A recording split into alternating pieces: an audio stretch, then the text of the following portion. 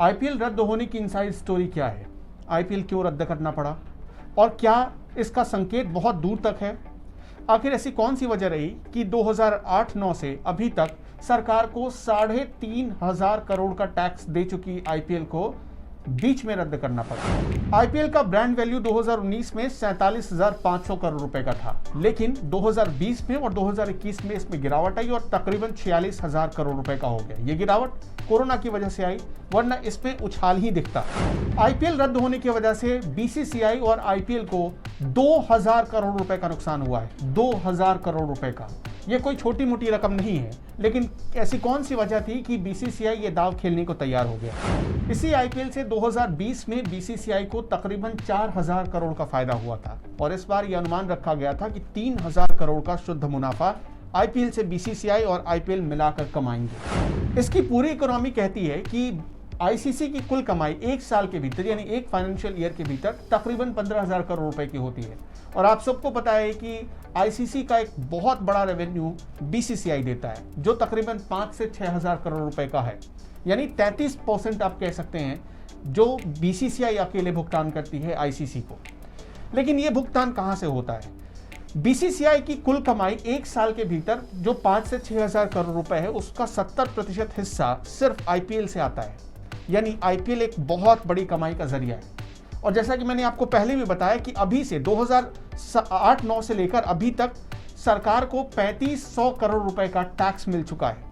आप अंदाजा लगाइए कि आईपीएल से सरकार कितना मुनाफा कमाती होगी। आईपीएल के तुरंत बाद भारत में T20 वर्ल्ड कप होना था जिससे सरकार को 960 करोड़ रुपए का टैक्स मिलना था। सोचिए, सिर्फ एक टूर्नामेंट से सरकार को अगर 950 करोड़ रुपए का टैक्स मिल सकता है तो आईपीएल से कितना टैक्स मिलता हो। एक अनुमान के मुताबिक सरकार को आईपीएल से हर साल 380 करोड़ से लेकर 400 करोड़ तक का टैक्स मुनाफा होता है। यह टैक्स के रूप में आईपीएल सरकार को देती है या बीसीसीआई सरकार को देती है। तो सरकार इतना बड़ा दांव खेलने को कैसे तैयार हो गई? इसके पीछे दो प्रमुख वजह है।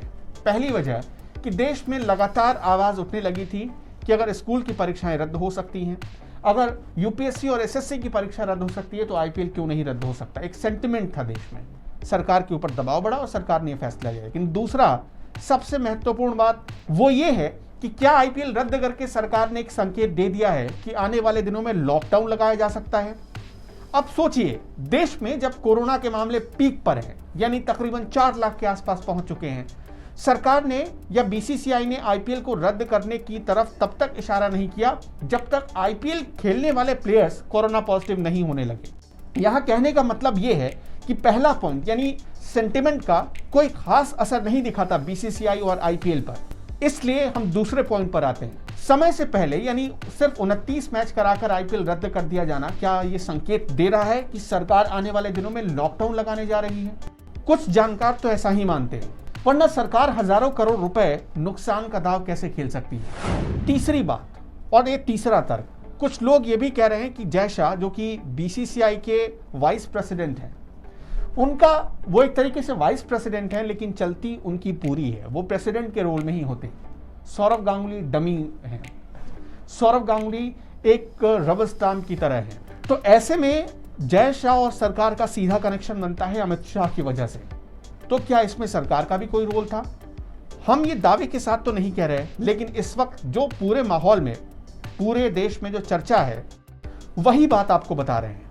अब मैं आपको मूल बात समझाना चाहता हूं कि आईपीएल में कमाई कैसे होती है, चाहे वो बीसीसीआई की हो या फिर दूसरे टीमों की हो। कमाई के अलग अलग जरिए हैं। सबसे पहले फ्रेंचाइज की नीलामी से कमाई होती है। दूसरी कमाई का जो सबसे बड़ा जरिया है, यानी कह सकते हैं जो 50% कमाई होती है, वो सिर्फ ब्रॉडकास्टिंग राइट्स बेचकर होती है। ये दूसरा कमाई का दूसरा जरिया है। टाइटल और कॉर्पोरेट स्पॉन्सरशिप से भी एक बहुत मोटी कमाई होती है। इसके अलावा प्लेयर्स की जर्सी पर आप अक्सर देख रहे होंगे या देखते होंगे कि विज्ञापन कुछ छपे होते हैं, वो भी कमाई का एक बहुत बड़ा जरिया है।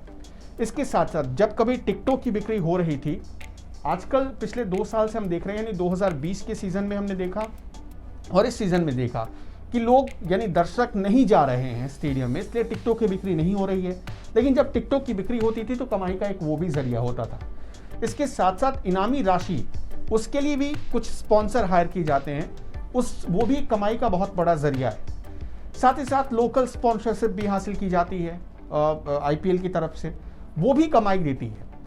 इसके अलावा क्रिकेट स्टेडियम के अंदर जो विज्ञापन लगाए गए होते हैं, आप अक्सर देखते होंगे बाउंड्री पर कुछ विज्ञापन लगाए गए होते हैं, वो विज्ञापन भी कमाई देते हैं। और सबसे आखिर में जो मर्चेंडाइज होते हैं उनकी सेल्स से भी एक बहुत अच्छी खासी रकम की कमाई हो जाती है किसी भी टीम को। अब आपको समझाते हैं कि जो कमाई होती है, यानी आईपीएल को, बीसीसीआई को जो कमाई होती है उसका कितना हिस्सा बीसीसीआई को जाता है, कितना हिस्सा फ्रेंचाइज टीम को जाता है और प्लेयर्स को कितना मिलता है। एक दौर था जब बीसीसीआई का हिस्सा होता था 40%, यानी कुल कमाई का सिर्फ 40%, लेकिन अब दौर बदल गया। अब बीसीसीआई को कुल कमाई का 47% हिस्सा चला जाता है और जो बाकी बचे हिस्से होते हैं उसमें से करीब 47% हिस्सा फ्रेंचाइज के खाते में चले जाते हैं, यानी जो टीम होती हैं, जो फ्रेंचाइज टीम खेल रही होती हैं, जो 8 टीमें हैं, उनके खाते में चली जाती हैं। अब रह गया 6% हिस्सा। 6% हिस्सा प्राइज मनी के तौर पर चला जाता है और इस तरह से पूरा हिसाब बनता है, जो पैसा आता है और जो पैसा जाता है। अब देखिए इस साल का आंकड़ा क्या कहता था। इस साल का आंकड़ा कहता था कि 50% हिस्सा अगर बीसीसीआई बांट भी देती है तब भी उसे शुद्ध मुनाफा 3000 करोड़ रुपए का होने वाला था। अब सोचिए 3000 करोड़ का एक दाव था जो बीसीसीआई खेल रही थी इस कोरोना काल में। एक तरफ लोग मर रहे थे। आप ये सवाल जरूर उठा सकते हैं कि एक तरफ लोग मर रहे हैं और दूसरी तरफ इतना बड़ा आयोजन हो रहा है, लेकिन आपको ये भी समझना होगा और देखना होगा कि ये आयोजन ऐसा आयोजन था जो हम फैमिली के साथ देख सकते थे, हम फैमिली के साथ इसका लुत्फ उठा सकते थे। इसमें कोई एडल्ट्री कंटेंट नहीं था, इसमें कुछ ऐसा कंटेंट नहीं था जो फैमिली के साथ नहीं देखा जा सकता। और फैमिली में तो हर कोई क्रिकेट पसंद करता है।